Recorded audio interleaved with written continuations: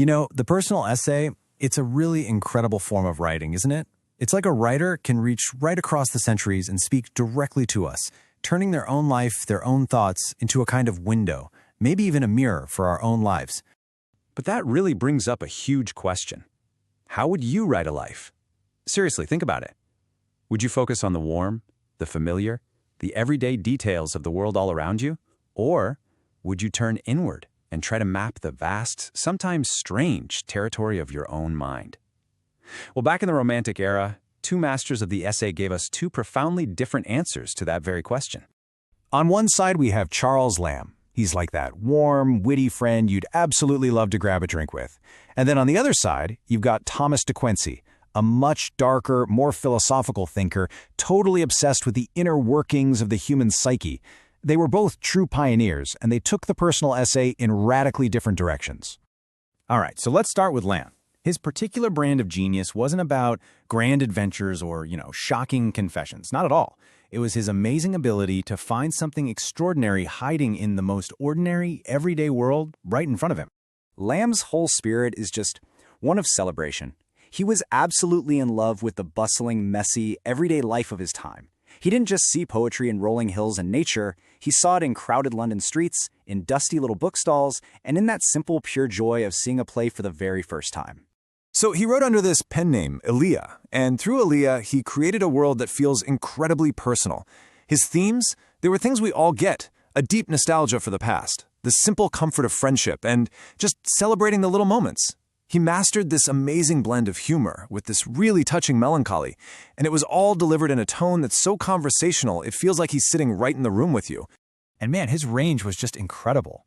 One minute, he could be writing with this pure, nostalgic joy about his first play. And then, boom, he pivots to the heartbreaking sadness of Dream Children, where he imagines the family he never actually had. And then he could turn right around and make you laugh out loud with a witty, satirical piece like A Bachelor's Complaint. He really captured all of life in its full, messy, beautiful spectrum. Okay, now let's do a complete 180. If Charles Lamb was always looking outward at the world, Thomas De Quincey was looking inward. He was charting the treacherous and sometimes fantastic landscapes of the human mind itself. Now, his work can be complex, it's kind of sprawling, but to really, truly get him, you have to start with the one book that made him famous, a piece of writing that was shocking, deeply poetic, and totally new for its time. And that book was Confessions of an English Opium-Eater. This wasn't just some sensational story to sell papers, it was one of the very first literary explorations of addiction, told from the inside. De Quincey didn't just report the facts, he took his readers on this wild journey into both the seductive highs and the absolutely terrifying lows. He basically laid it out like a 3-act drama. First, there's that seductive escape, the promise of relief and euphoria. Then came these incredible kaleidoscopic dreams. He describes these vast architectural visions with this stunning lyrical prose. But in the end, it all collapses into a harrowing trap, a total nightmare of distorted reality and psychological torture. So yeah, on the surface, opium was his subject. But what was he really writing about?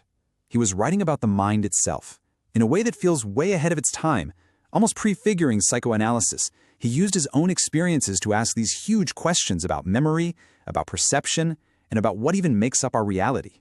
He was like a psychonaut, and words were his spaceship. So, we've got our two figures, Lamb, the master of witty observation, and De Quincey, the explorer of the psychological abyss. Let's put their styles head to head and see what happens. And wow, the contrast could not be more stark. Just take Lamb's essay Old China. It's this affectionate, sentimental piece about finding beauty in shared memories. Then look at De Quincey's On Murder, considered as one of the fine arts.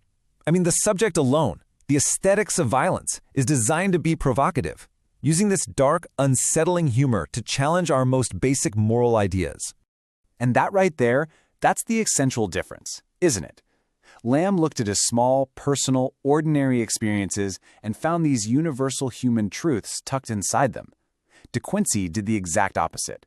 He dove headfirst into the singular, extreme depths of his own psyche, and what he found there was an entire universe. So there you have it. Two writers, two totally different paths.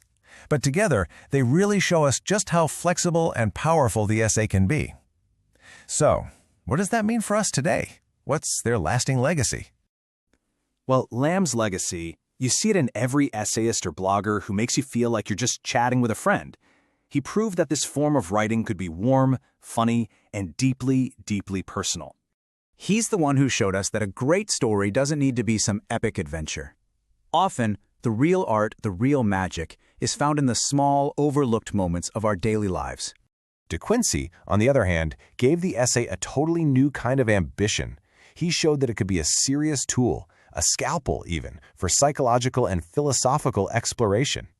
And he taught us that there's value, maybe even a strange kind of beauty, in confronting our deepest fears and our darkest thoughts. He was never afraid to look straight into the abyss. And you can absolutely feel their impact today. Lamb's easy, conversational style, that became the DNA for so much of modern personal writing, from our favorite blogs to magazine columns. And De Quincey's fearless self-analysis, well, that was a crucial step on the road to the modern memoir, where the most important journey is always the one happening inside. Which kind of brings us to a final thought. In our world today, with its constant self-expression, from social media to confessional podcasts, whose reflection do you see more often? Are we more like Lamb, sharing the charming, witty details of our day? Or are we a little more like De Quincey, plumbing the depths of our own minds for everyone to see? It's something to think about.